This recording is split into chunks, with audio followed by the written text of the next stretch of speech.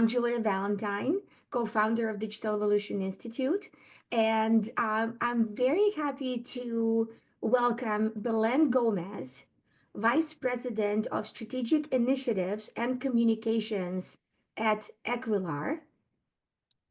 Welcome, Belen. Thank you. It's great to be here. And David Friedman, partner at Forbes Global Talent. David, you're a frequent speaker at Digital Evolution. You don't require a special introduction any longer. Um, I would like to spend a few minutes on introductions, and I will ask each of you to just give a little bit, first of all, an overview of what you're doing at Equilar and at Forbes Global Talent. But also, I think it's always interesting to know just a little bit the highlights about you, your trajectory, how you got here, what you like, don't like. Let's get to know you as people just a little bit. Okay, just a couple of minutes. Bilan, you go first. Yes, I'm happy to. Well, I'm thrilled to be here, Julia. It's been a pleasure to work with you over the past few months, and David, a pleasure to be on with you as well. I'm really excited about Digital Evolution Institute joining the Equity Diversity Network, which I know we're going to dive more into just a bit later. But just for broader context for Equilar, for those who may not be as familiar, we are actually celebrating our 25-year anniversary this year, which is really exciting. We historically have been a data provider at our core. That's how you can think about us for a long part of our history, primarily focused on compensation and governance, specifically around public companies. As you can imagine, a carve out of that data set was focused on board composition. And over the years, more focus on board composition and diversity, which is where we really carved out our space of wanting to be very sort of systematic and intentional of how we're reporting diversity data, board composition data. So you're going to see some of that in the presentation later today as well. And then ultimately that led to the launch of the Equity Diversity Network back in 2016, as our clients really came to us and said, we were looking for outlets, for sources, for diverse talent for our boardrooms. Can you help? We have a diverse database of over 3 million executives and board members at this point. And so it was just a natural evolution of our story and building out timely solutions for our clients. So we'll talk more about that in the webinar today. For me personally, what I like, what I don't like, gosh, why don't we just focus on what I do like? I love playing golf, love to read. Those are two things in my New Year's resolutions. I always start out strong. Live in Chicago, so can't do the golfing, but we'll be doing the reading. So that's a little bit more about me, what I like. And then background-wise, before I came into Equilar, I did board search for a small boutique consulting firm for about 2.5 years before I moved over to Equilar, which I've been at Equilar now going on 12 years. Wonderful. Interesting. Okay, great. David Friedman. I'm at Forbes Global Talent. Forbes Global Talent is kind of a new, one of the new brands underneath the Forbes branded venture platform. It's the concept or the driver behind it was to converge two things that really hadn't been done before, which was a media platform along with executive search, with the idea of being able to go out to the marketplace when you're doing a search on behalf of a client and use that opportunity to brand them as part of the process. So it's in some ways it's a strategic word of mouth marketing campaign while you're doing search. Because if you think about it, while you're out there, you're having hundreds, if not thousands, of conversations about different human capital needs for a company, and you're telling the marketplace and conveying to them about the company you're working with, right? So it was a unique kind of a unique convergence of two different things in a way that's never really been done. My own background, I'm an entrepreneur. My specialty is really in the area of a unique kind of a niche market, which is ultra high net worth data and intelligence. So I have a portfolio of companies either incubated, advised, or started that all deal with that in some way, whether it's family office technology data, direct investment funds in luxury that have to do with, Stradivarius's or horse breeding, for example, that combine experiential investing with education and events. There's all kinds of different things like that. But the company that I'm most known for is WealthX, which is kind of the global gold standard in ultra high net worth data and intelligence. So where we started building manually dossiers 15 pages long using open source data on each individual person, ultra high net worth individual in the world. So that's a SaaS-based company used by the top brands, luxury nonprofits in the world. Something I also have a master's in philosophical theology from Yale Divinity School. So I'm a philosopher at heart and a theologian.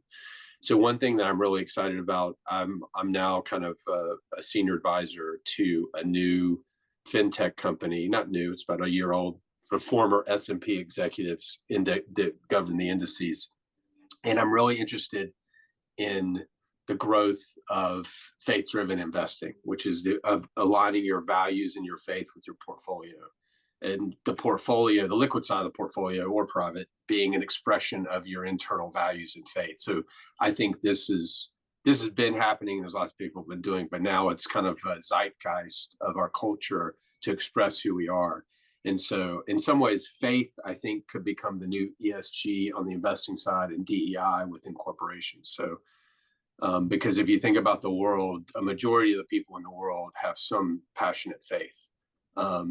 An atheist could have faith as well, right? So we all have faith. It just depends in what. It's kind of like Bob Dylan said, you got to serve somebody.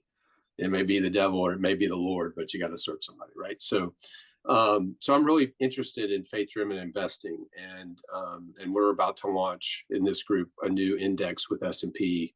That's a Christian Values 500 version for benchmarking, so that advisors who are, and there's Catholic, Mormon, a Muslim, Jew, every faith will have its own kind of index. So anyway, sorry, that's my newest thing I'm really excited about, because for me, it brings together a convergence of different aspects of my background, technology, AI. The other thing I'm really passionate about and excited about is the use of AI to facilitate membership optimization within ultra high net worth platforms, whether they're membership platforms for luxury real estate or whether they're VIP groups at a luxury brand. Everyone's trying to understand how they better engage their existing members, and using AI and intelligence to do that. So, which is also, by the way, part of the foundation for the talk we're getting ready to have boards as well. But anyway, so that's kind of top of mind for me.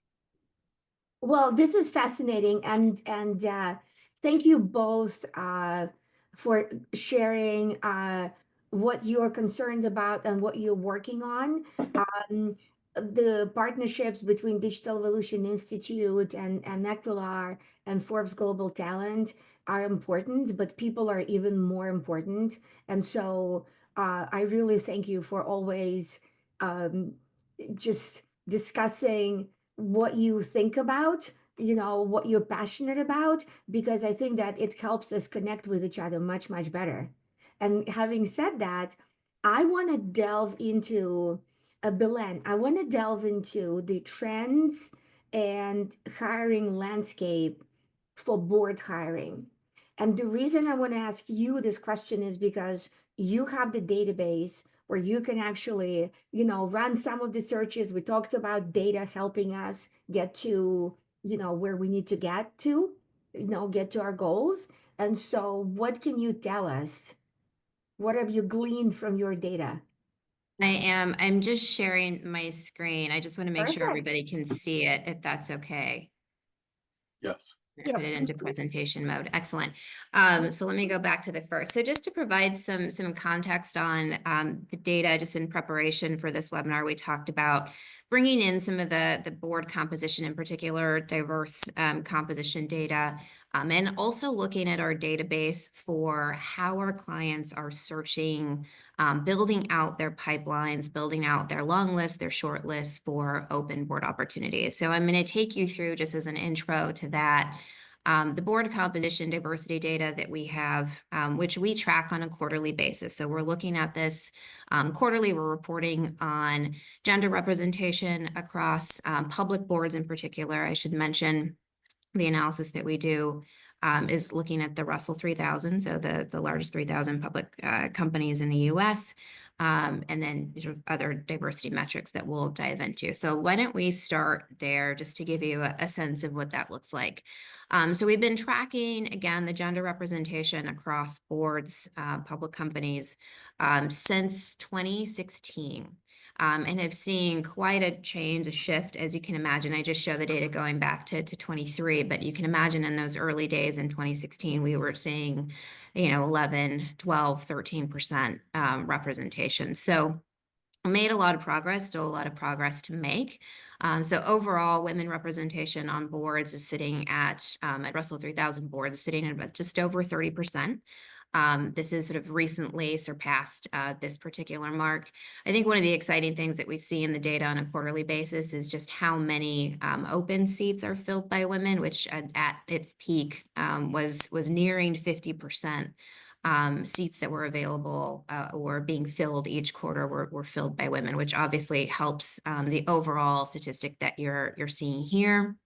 So during Q2 24, this was sitting about 36.4% of new seats were being filled by women. Again, this is a pretty significant increase over what we saw in Q1. So now looking at the ethnicity breakdown, again, this is also something we look at pretty frequently on our end as a part of our work under search and the Equidiversity Network. So looking at this breakdown, overall, about 20%, just under Russell 3000 board seats are filled by ethnically diverse board members.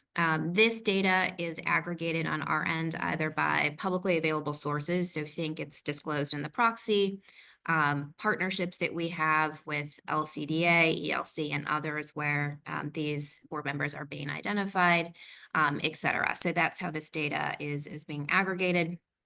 So Black African-American representation is the highest at just under 8%. And then you can sort of see how the numbers go from there and drop pretty significantly when we're looking at Hispanic, Latino, Middle Eastern, North African, et cetera. So the other part of the analysis that I was really excited to do, and what I had spoken with Julia and David about, is pulling data from our actual database in terms of search frequency and what our clients are looking for. Now, this data is broken out over both public and private company searches. We have a pretty wide set of clients that are using our database for search. So this is public companies, this is search firms, this is private equity firms. I think some of the largest PE firms that are building pipeline candidate lists for their portcos, et cetera. So this just gives us a snapshot, one of the functional areas, which I'll come back to, but a few key points that I wanted to highlight here just to give you a sense of what we're seeing actively in our database on an annual basis and a day-to-day basis. So overall, 76% of the board searches that were done on our database looked for executive functional level candidates, while 24% just searched exclusively for board experience. So think of this as about 25% of the searches done in our database are just looking for board member flags. So those are the folks who are largely looking for members or candidates who are already board members serving either in a private or public capacity. The remainder, that 76%, is looking for either just an executive level, bringing in somebody who is brand new, who maybe hasn't served on a board, or maybe a combination of both. So just to give you a sense of what that looks like. For 45% of the searches that are done in our database that do include executive level functional expertise, they are filtering for those titles that start with chief. So that could be CFO, CHRO, COO, COO, or CEO. So just to give you a sense of how critical that chief title level tends to be for some of these executive level functional searches. And then something to highlight, which is interesting that we see this come out in our keyword search data versus the actual function filters that our clients can put in. So a heavy input of technology related keywords. So infrastructure actually topped the list for us in 24, followed by technology, AI, data, and then energy rounds out those top few keywords that were input for profile searches. And then on the left, what I have here is basically the representation. So anytime an executive level function was input into our database as a filter, this is the breakdown of those roll-ups. So pretty significant skew toward finance, as we tend to see for public and private side. This I don't think is surprising to anybody. What we have seen over the years, and it's something we talk to about with our clients, is an increase in human resources and legal functional searches. So you can see that breakdown, 18% for HR related functional level expertise, and then legal. And then you can see the other breakdowns for operations, marketing, and then technology as well. Again, you can see what I was mentioning. Functional level searches in terms of inputs for those filters, technology is pretty low at 5.7%, but you can see those top keywords, it's really made up for in the keyword search, where they're looking specifically for some particular background and experience based on the keywords that are being input. So that's just a overall sense of what we're seeing from the board diversity composition data, as well as what we're seeing in terms of the ongoing searches that are done in our database. So I'll pause here and I will stop sharing, and I will pass it back over to Julie and David. Okay, this is wonderful. Now, Belen, do we have anything else that you wanted to discuss based on your database search, or this is kind of those are the main insights? Those are the main data insights. I Those are think, the Julia, main we'll data get insights. into the actual database and going through the profiles and the partnership there. I think that, the other things, Julie, that you wanted me to touch on was turnover and what we're seeing on that front. And that largely hasn't changed significantly over the years. Mhm. If you think about it annually, each board may turn over a board member 1, maybe 2 seats annually. So you're looking at, maybe a 7 to 10% turnover rate on an annual basis. So that's just something to keep in mind in terms of the pool of potential candidates and ultimately the seats that are available to fill. It also explains a little bit about why progress on diversity metrics in particular tend to move a little bit more slowly. So we have seen more boards adding more seats over time as they look to diversify a broader skill set. And the way we think about diversity, and we'll talk about this more, is not just by ethnicity, gender, et cetera. There's a lot more to that, but it is something that we measure pretty frequently. So I'll pause there. That's wonderful. So this is great. Now, David, I want to turn to you on some of the more qualitative, kind of what is your sense of what are some of the personal characteristics that executive search firms or boards are looking for? What is your advice? What have you seen? Just kind of your impressions. Yeah, no, and that was fascinating data. So, yeah, from a qualitative standpoint, if you just to boil it down, if you think about the drivers, the key drivers, right? So you've got on the one hand the board in an organization, and then on the other hand you have a lot of folks looking for board memberships. And anecdotally, and probably you guys can confirm this, over the last couple of years, I've noticed a significant drive for women executives, in particular, to be on more boards. So I'm constantly hearing, how do I get to be on more boards? They're looking for more exposure. They're looking, especially if they're senior level in one organization, but they're looking for growth and expansion in another.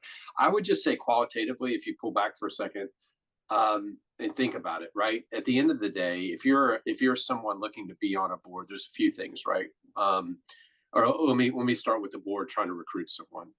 And we can talk about corporate boards, but I think we should also, in Equilar, I'm not sure if you guys are including nonprofit data as well, but at least for the Digital Evolution Institute and family offices, as we think about boards, nonprofit boards are a very important part in addition to corporate boards as well, right? So, and so on the nonprofit side, if you boil it down, you may have a private foundation or a nonprofit that's looking to recruit someone, and if you talk to and many times a nonprofit's going to be recruiting someone because they want them to make a donation.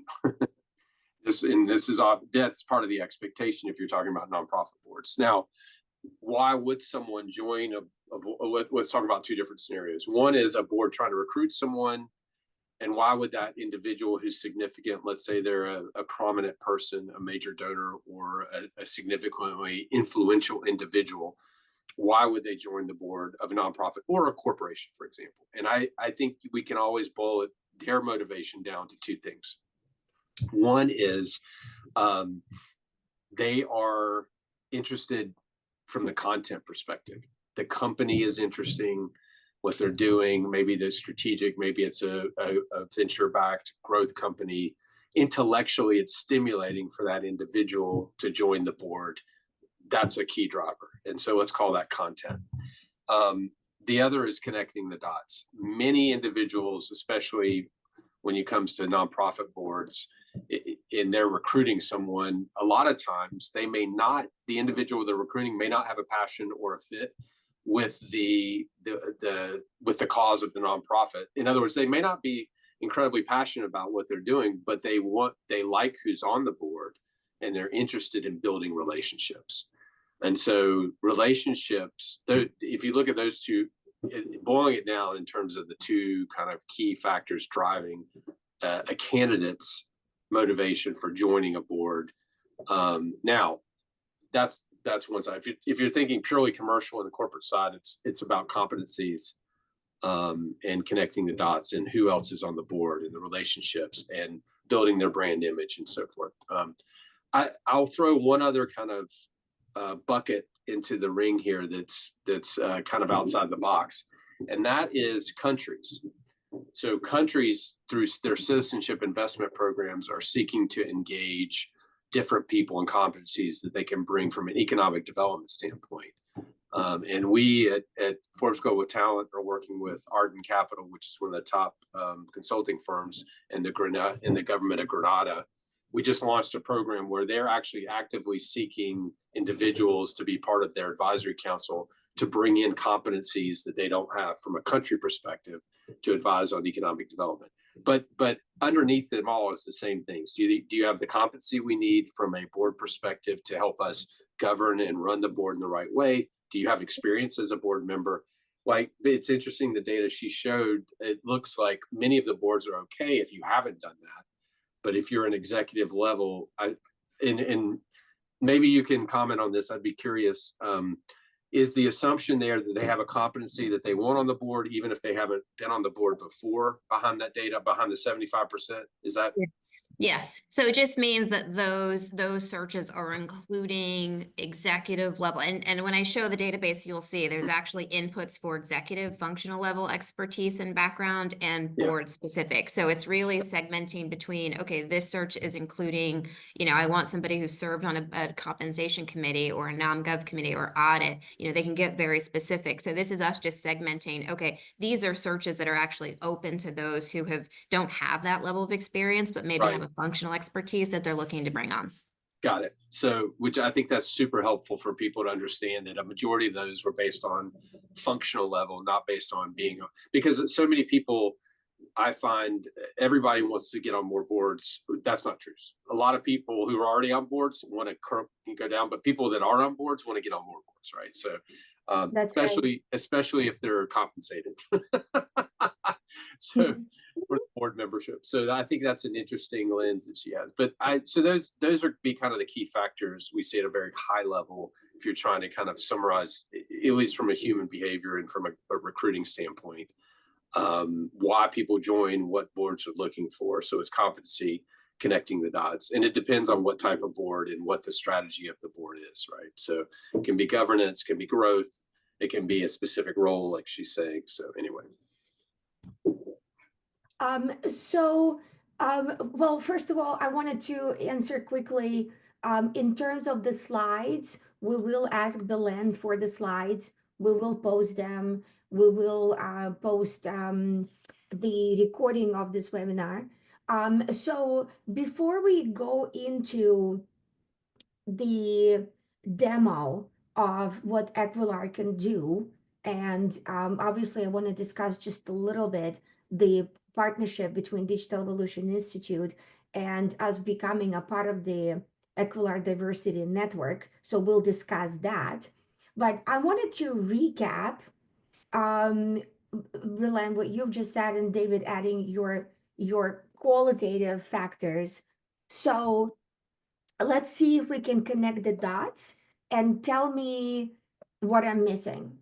So for anyone who's serious about looking for a board position, you need to, first of all, understand the trends, make sure that you have a great board bio and resume, make sure that the keywords, what people are looking for, is there, right? That your experience is properly explained, that your passions are properly explained, that it's very clear what you can bring in terms of functional um skill sets, right? Something you worked for your entire career. Flash that out. Also, you need to understand what is going on, David. What you were mentioning, there are countries that are looking to bring in the talent. I wasn't aware of that. So this is interesting, right? Like somehow you need to be in the flow of this information and be able to connect what people are looking for with like a nicely presented package. And at the very same time, somehow signal what is your passion and what can you bring here.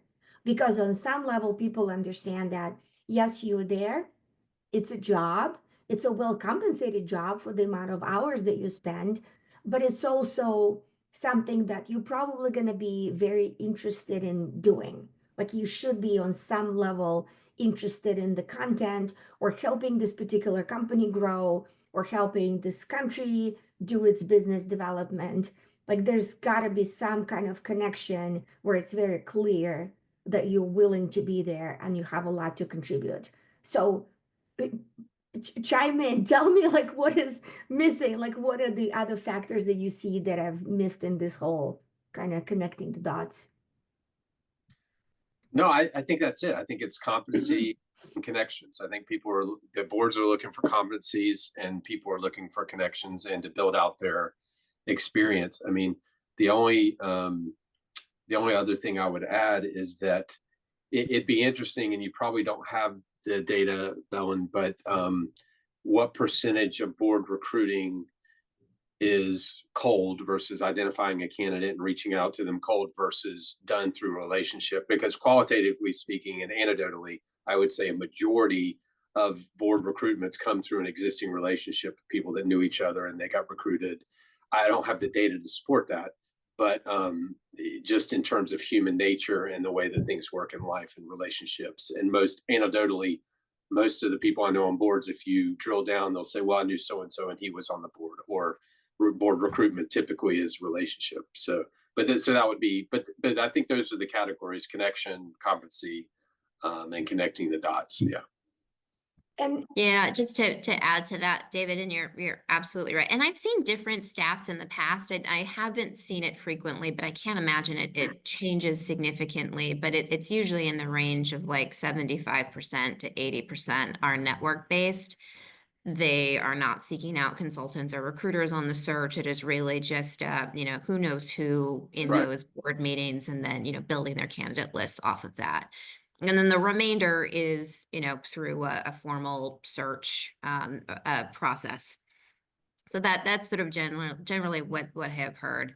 And then I just reiterate the networking piece. Our database is meant to be a resource for our partners, for members of our partner organizations. You will never hear me say that one profile and one database will a board seat make. It won't. I don't think anybody on this webinar will tell you that. It's really just, one additional resource. It's a place of visibility. I've heard folks who I've worked with in the past who have said, trying to land that first board seat is sometimes like another full-time job. Just in terms of the networking and the time and effort you need to put into that, scheduling. I had one client in my previous role before I was at Equilar. She said, I schedule breakfast, lunches, and dinners for, a month straight, just to tell my story, share my interests with my network. So I make sure if they hear of an opportunity, they think of me. So it's such a critical part. The board profile is absolutely a critical part. Need to make sure you have that. And you'll want to make sure you're in places where searches are being done. So Equilar database, and there are others, you want to make sure you're LinkedIn. It's all of those surfaces that people could potentially find you, but then the networking piece is going to be so critical to success. Interesting. Yeah. And I would say also that it's not a one time kind of you reach out and speak to somebody, right? It's you need to be active in a certain network. At least, pick one, whichever one you like, or pick a couple of them, right? But it's interaction that happens repeatedly. The people get to know you, they know your skill set, they understand exactly what you're looking for. Don't be shy, say it, announce it, and say, like, here's what I can do. And repeatedly, and keep saying it, right? So being shy is not how you get on boards, to the best of my knowledge. Julia, you are absolutely right. The one other thing I would add to that, I just popped in my mind. A question I get quite a bit is, where do I start? And I often tell folks, you have a great resource in your own board. So I know everybody on this call is a different, in a different role, different function, but probably, affiliated with the board, if not serving, if it be nonprofit or private. A board that you work with at your organization, and when you start to tap into and understand their network, you just see that network effect and who they're connected to and who they know. And so that's just one other thing I would share. Okay, this is great. All right, so Bilan, do you want to show us how your database? Yes, I am happy to. Let me share again. Just Perfect. give me one moment. Where would we be without technology? So true. All right. Can everybody see my screen? I'm gonna take that as a yes. Okay. So I'm in our Exec Atlas platform. I just put in a few filters of the search, which I'll talk through just to give you an idea of what it looks like. So first I wanted to show you like what an actual search looks like in our database, so you can see sort of how that maps to the data that I had shared earlier. And then ultimately go through a complete profile of somebody in our network who we've worked with in the past. And she has a great profile sort of template to think about your own, and then we can talk about the process for taking ownership of your own profile within the database. So again, our Exec Atlas database, this houses, I think we're now up to 3.5 million profiles. The profiles are largely aggregated by publicly available information. So we are largely sourcing from proxy filings, other general SEC filings coming in from companies, company websites, press releases, et cetera. So a lot of that is just being sourced from what is available publicly. And then we do have a number of profiles that are owned, which is what we'll talk through today, in which individuals are able to log in and basically supplement the data that we already have in our database for them, make edits, keep it updated, et cetera. So that's the background of the database. So when our clients come in, they come to this advanced search function, and they basically see these various filters. So you can see, this is what I was mentioning earlier. There's executive level filters that our clients can put in, and then board specific filters. So when I was talking about the searches, this is where we see that executive level function search come in. So in this particular search, I had just put in, okay, show me folks who are currently in an executive level function in the technology function, as an example. It was just a simple search, but you can see there are over 100 various filters that our clients can put in for both executive and board level experience that they can enter into the database. So just inputting that quick search, that pulls over 110,000 folks in our database. So this is the process our client would go through. They would obviously add more filters. They would whittle this down. This would be a much smaller list, but just for the sake of showing you what this looks like. Now, the launch of the Equidiversity Network, I'm going to click into that. We launched the network in 2016, really in response again to our clients telling us, help us find better avenues, better methods for finding diverse talent for our boards. And we take a very broad approach again to how we define diversity. It's gender, it's ethnicity, but it's also skill set. It's geographical location. There's a lot of ways that our clients think about the definition of diversity. And so our definition is very broad as well. So we launched with 14 partners. We're now up to over 50 organizations that we work with, where their members are coming in and adding their profiles to our database. And every search that's done within our database can quickly be whittled down to that tab switch that I just did. So we just went from 110 to 315. Again, pretty long here, but I assume that our clients are putting in a lot more filters. I just wanted to show you sort of how easy it is for our clients to navigate from general search to just those profiles that are affiliated with our partner organizations. And so, again, thrilled to be bringing on Digital Evolution Institute. We do already have the folder live, which is down here, and folks are able to take ownership of their profiles that already exist in our database, which we'll talk about. But this just gives you a sense for what that looks like. And then, any one of our clients can come into these various profiles, start to whittle down their lists, their filters, et cetera, to get to that short list that ultimately may be shared internally. So that's sort of the concept in terms of how the database is being used, how this aligns to the search functions that I was mentioning earlier, just to give you an idea of what that looks like. The other piece that I will mention is the relationship component of our database is really the primary sort of function here of what we're trying to serve. So we built the Exec Atlas database in response to what we just talked about, a boardroom conversation of who do we know. So why our clients bring us in, especially on the corporate side. So the majority of our clients who use Exec Atlas are public companies. So this is either board members on the Nom/Gov committee, or this is going to be GCs or CHROs who are supporting the search function of the board. So they actually subscribe to this database as either a supplement to a search firm or it's just an internal resource. And it really helps build on that conversation. They can come in and they can look at the connections of the entire board and see, okay, maybe we know who our first connections are. Those are the first names we think of the who do we know conversation, but who are the second degree connections? Who's in our immediate network that maybe we don't think about, but we could get a warm introduction to, or we could do a back channel reference and just check with our network of, is this candidate somebody we should consider? So the relationship piece of this database is pretty critical to that conversation as well. So the next piece I just want to share is I'm going to go to Karen Francis.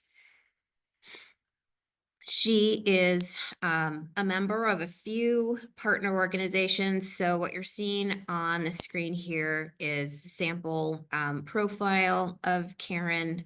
You can see her Equity Diversity Network affiliations. So any candidate profile or profile in our database that is affiliated with one of our partners will automatically sort of anchor that at the top of the profile, and you can see the various affiliations. Many members that are participants tend to have affiliations with multiple partners, so that is actually pretty common. So what I want to mention here, these are all the connections with Karen, so I'll cruise by those just so we can get to really the meat of the profile. So every profile is going to have a few key components that map to the various search filters that we have. So there's going to be a biography section, which I'll come back to that in just a moment.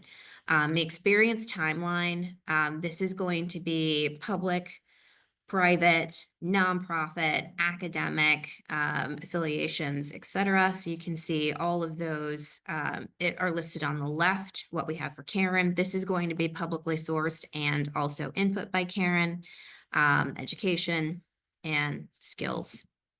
So these are all the main components of the profile that you yourselves would have access to, that you would be able to edit each section. The biography section here, we will input bios from publicly available sources if there's not one input by the individual. So in this case, it's pulling from one of the most recent for Karen from Polestar. It's one of her boards. But you would be able to come in and say, okay, I've just put together this board bio, just copy and paste that in, and that's where that would live. So when we talk about earlier, when we talked about the search functionality, the keywords, that's all coming, triggering from the biography section and the experience timeline here, which is connecting those search filters to the various functions, roles, keywords, etc. So this is just a good example of what a complete profile looks like. And again, those who are interested would have the ability to create their own, and then that would be linked to Digital Evolution Institute in our database. So let me pause here. I feel like I've done a lot of talking and I can't see anything when I'm sharing my screen. So I don't know if there are questions or anything along those lines. Yes, so thank you so much for this.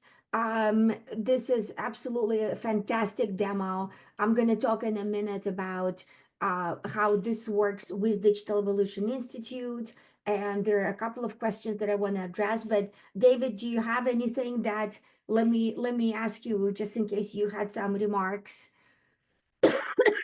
So just been curious. So the relational mapping data is coming from Edgar's SEC, or where are you guys getting kind of the board data from? Yeah, so the relationship piece is two pieces. So one is the SEC filing. So we're saying if they served on a board together, we have a pretty high threshold for if we're saying there's a relationship. So it's not like a LinkedIn connection where somebody can say, I know Julia.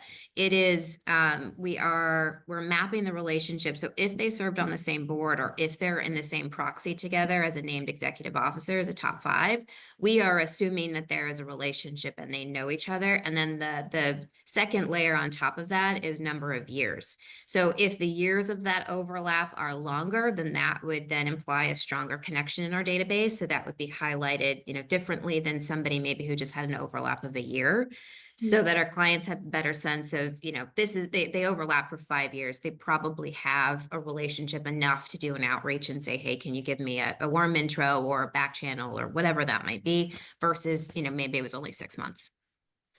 So SEC proxy data. So there's 2 factors there, but the primary place you're getting that relationship data from is the Edgar's SEC. Okay. Yes, yes. And then we do, for those who do take ownership of their profile, they also can add their connections, but those are just flagged as differently than we have for the SEC filings. Each data source is flagged, so it's either it was internally input by the candidate, or this is coming from a website or a filing, and our clients can click in to see where the data source is coming from.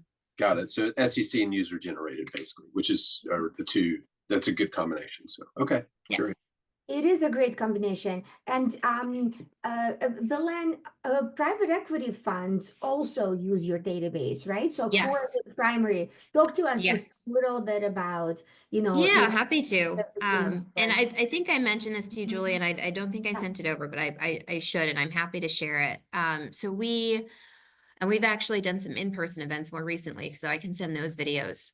So some of the big PE firms, talent teams in particular, who are using our database, Blackstone, TPG, Warburg, Carla, we work with 7 of the top 10 PE firms in various capacities, but I would say Courtney Delacava, Ben Holzheimer, Blackstone, and TPG.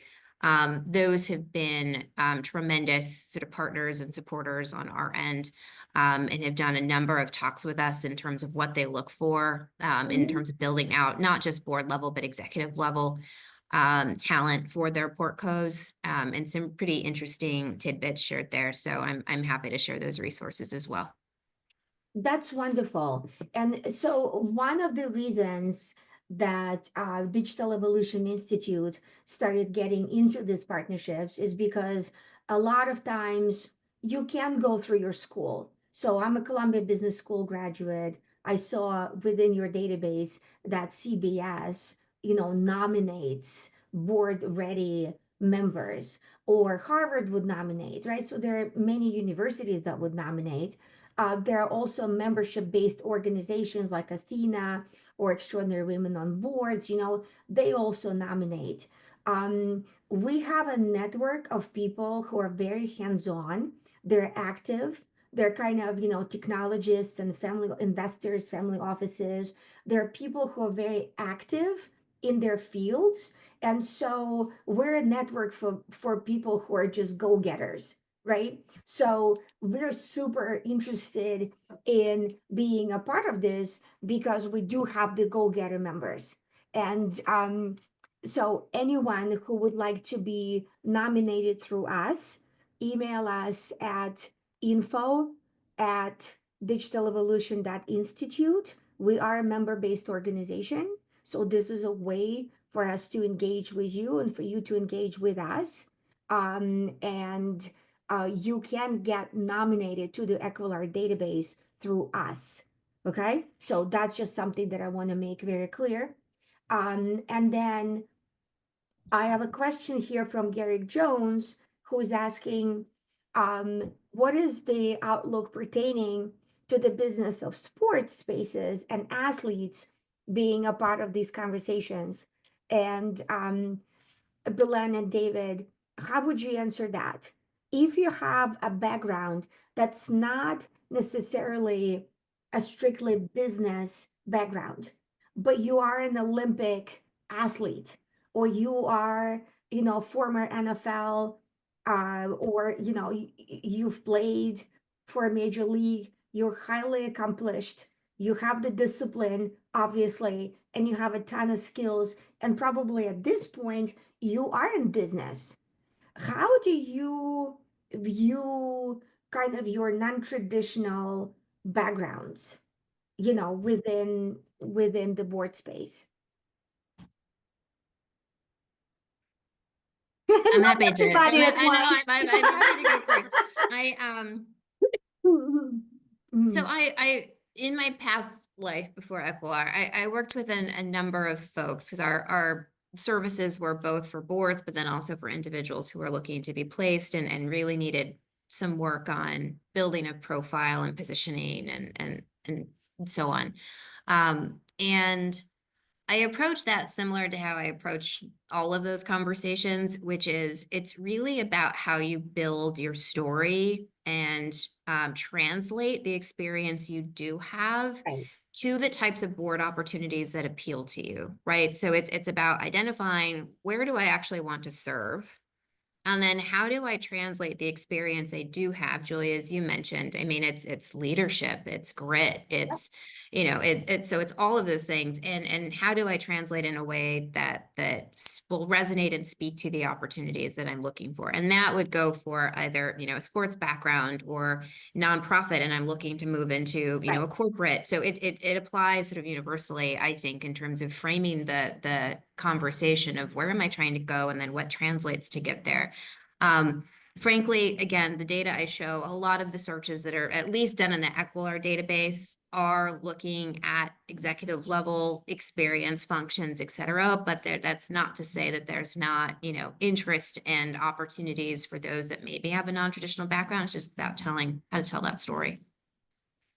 Got it. And by the way, on Thursday, we're going to have the Thursday of this week, we're going to have a webinar on how to write your board bio and how to write your board resume, because that is the question that always comes up. Give me your template. How did you write it? Help me with the template and all that. And honestly, it's worth your time to at least speak to a professional board bio and board resume writer, at least for a consultation, and find out, how is this different from your standard resume, right? How do you present your background? How do you flesh out the skill sets? As Belen was saying, you have the skill sets, but you're going to have to think through how to present them to your audience. They're not going to spend the time. You have to put in that work to flesh out your experience, right? It's David, you're saying yes. Yeah. I mean, let me just hitchhike on your question about an athlete. I mean, the other easy way for an athlete to kind of chart that path is Mm-hmm. where they don't have necessarily the domain expertise or competency. But if one example would be if you're an athlete and you're an LP in a private equity fund or venture fund, asking the general partners to make direct introductions to those companies with the idea that you would like to in it.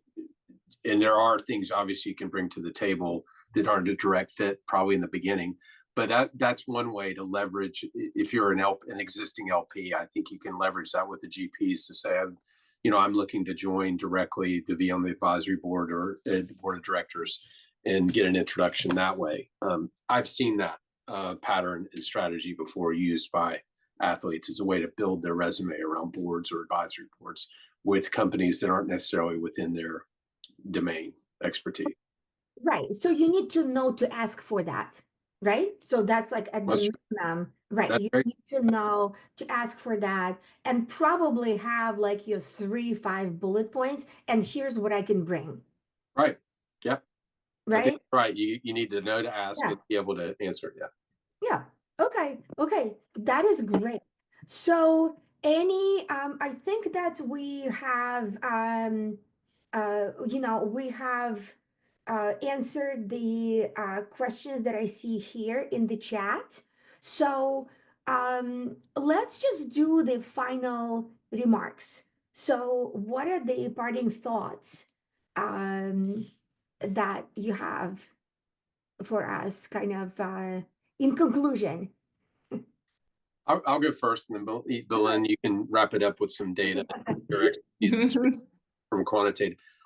One thing that I don't think people do, and is to be proactive about the networking. But let me define that further. A lot of people probably know they should be meeting, going to lunches. It's a lot of work, as you put it, Belen. I think that was a great example from someone. But the other thing that people can do is be proactive about looking at the social capital of their existing relationships. So looking at people they know and mapping what boards they're on, and then taking an inventory of all of that across their relationships, and then saying, okay, based on all of this, is there a board I'm interested in that I think I'm a good fit? And then going and being able to say proactively, can you make an introduction to so and so, and connecting those dots, and then asking for that referral. Because if referrals, we just heard that a majority of these positions are typically networked, referral based. This from the board down. This is a way for a person to be more proactive on up. So, and I guess the question is, could you do that in the Equilar platform? Could you type in the name of a friend and see what boards they're on and who's on those boards? And so that's kind of, I would call that an inward out approach versus the outward in is the board looking for candidates. The inward out would be a candidate saying, I want to be more proactive about what boards. Yes. So David, absolutely. So for those who do take ownership of their profile, get access to our database, basically, simple searches like looking up other profiles is available. The more advanced search functionality, the relationship mapping, that is all a paid subscription that our corporate clients, that's why they subscribe. But that would be available. So you can see, I want to see what companies this person is affiliated with in my network. You can see their private board affiliations, public board, nonprofit. If we have it, you can see it. So that should be very helpful in that process. Belen, does it not only show what boards they're on, but who else is on the board? I don't believe so that the freemium access, like the individual access that's provided for access to profiles, I'd have to double check. I don't know if the company relationship map is available or if that's just subscription based. But I'd have to ask about that. But in the subscription base, are you able to see the person in yes. all that? Yeah. So basically, like in the subscription model, you can see like each company is a node and how the various companies are connected and who connects them. So yes, you can see all of that sort of web. Got it. So I wanted to clarify in terms of so there's a process of being nominated as a member of Digital Evolution Institute, but after you are nominated as one of our members and talk to us about our membership Again, info@digitalevolution.institute. Reach out to us. We'll have a conversation about what that entails.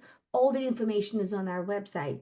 But after you get nominated, there is absolutely no fee. And you do have the company relationships, because I see that. I'm a part of the database, and I can see, I'm on the board of a bank, and I can see the CEO is in the database. I can see the connections. So you do not have to pay for that. And you remain a part of this database. Basically, no one's going to remove you. Do you know what I mean? Like, you just like stay there. And it's up to you to go in, take advantage of filling out your profile, right? Putting all this information in there. And it's just a more targeted database than LinkedIn. Love LinkedIn, use it every day, live by it, but it's not really where, people are going to go 100% of the time to look for board candidates. Do you know what I mean? It's just too huge, like to slog through all of that data.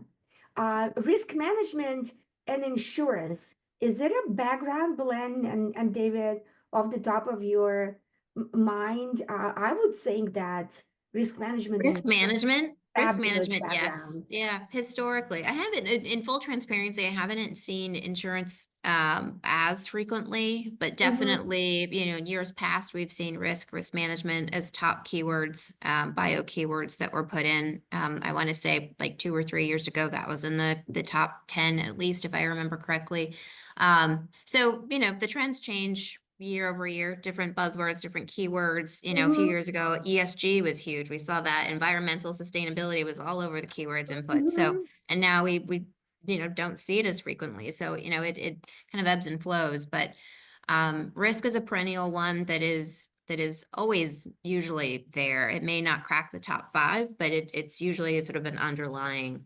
It's a top 10 for sure, I would say. And there are risk committees, right? Every board has a risk committee. Not every board, but I Really? feel like we've seen more boards form risk committees. I guess it just depends on the type of board. We've seen risk under audit. We've seen risk be a whole board committee. We've seen companies carve out specific risk committees. So I feel like it just depends on what the charters are for those committees and where it lives in the organization. But that's going to be unique to each company. But risk will always be an underlying area that boards need to focus on. So It's part of the job of a board member, right? Right. indeed. All right. Well, Belen, David, I want to thank you.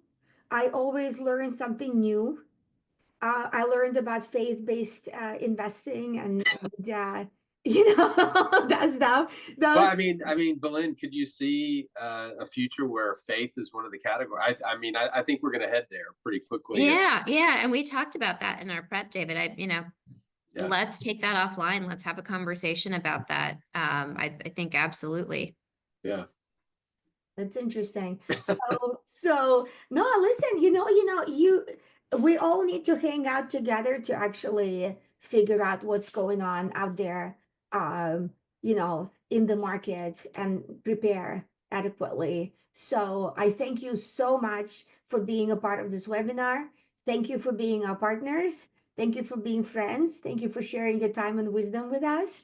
Until next time. Awesome. It's great to be here. Thank you, Thanks, David. everybody. Thank you, Julia. Thank you. Thank you, everybody. Thank you so much. Thank Bye. you.